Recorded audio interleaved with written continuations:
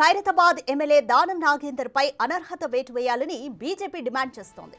అనర్హత ఫిర్యాదును స్పీకర్ కార్యాలయానికి పోస్ట్ ద్వారా పంపింది బీజేఎల్పీ. పోస్ట్ ద్వారా వచ్చిన ఫిర్యాదును స్పీకర్ కార్యాలయం స్వీకరించకుండా తిరిగి పంపింది. దీంతో స్పీకర్ తమ ఫిర్యాదును తీసుకోవాలని కోర్టులో పిటిషన్ వేసేందుకు సిద్ధమవుతున్నట్లు తెలుస్తోంది.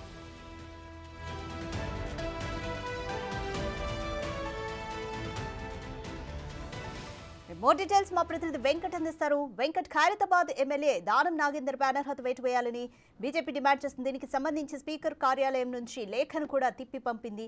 అయితే కోర్టులో పిటిషన్ వేయాలన్న ఆలోచనలో ఉన్నట్టుగా తెలుస్తుంది. కంప్లీట్ డీటెయిల్స్ ఏంటి, ఎందుకని అనర్హత వేటు వేయాలని బీజేపీ డిమాండ్ చేస్తుంది? బీఆర్ఎస్ పార్టీ నుంచి ఇప్పటికే 6 మంది ఎమ్మెల్యేలు, ఒక రాజ్యసభ సభ్యుడు కేశవరావు, మొత్తం దాదాపు బీఆర్ఎస్ నుంచి ఎన్నికైన ప్రతినిధులందరూ కూడా ఒక్కొక్కరు కాంగ్రెస్ పార్టీలో చేరుతున్నటువంటి నేపథ్యం స్పష్టంగా కనిపిస్తుంది. తాజాగా ఎమ్మెల్సీని కూడా 6 ఎమ్మెల్సీలు కూడా కాంగ్రెస్ పార్టీలో చేరినటువంటి నేపథ్యం.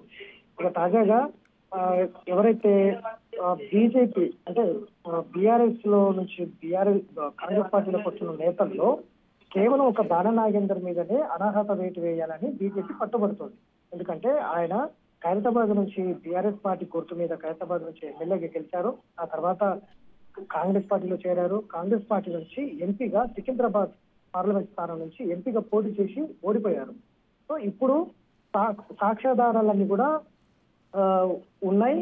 ఒక పార్టీ మీద గెలిచి మరొక పార్టీ మీద ఎంపీగా పోటీ చేశారు. ఈ సాక్ష్యాధారాలతోటి ఆయనను అనర్హత వేటు వేయాలని బీజేపీ డిమాండ్ చేస్తా ఉంది. అందుకు సంబంధించి స్పీకర్ కు ఫిర్యాదు కూడా చేశారు. గత వారం క్రితమే Eleti Maheshwar Reddy, BJP floor leader Eleti Maheshwar Reddy speaker కార్యాలయానికి వెళ్తే ఆయన అందుబాటులో ఉండకపోవడంతో అక్కడ ఉన్న కార్యదర్శికి ఫిర్యాదు లెటర్ అందించినప్పటికీ తీసుకోకపోవడంతో నేరుగా పోస్టల్ ద్వారా స్పీకర్ కి ఫిర్యాదు లెటర్ ని పంపించారు.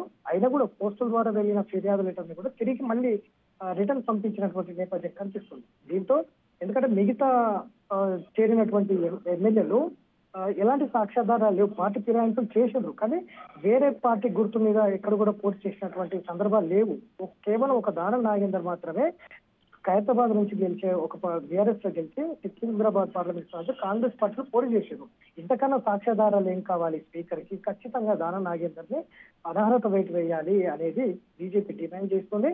ఇక పోస్టుల ద్వారా వెళ్లిన లెటర్ ను కూడా తిరిగి పంపించడంతో హైకోర్టు మెట్లు ఎక్కే అవకాశం అయితే స్పష్టంగా కనిపిస్తుంది. రేపు సోమవారం రోజు హైకోర్టులో పిటిషన్ వేసే అవకాశాలు అయితే కనిపిస్తా ఉన్నాయి.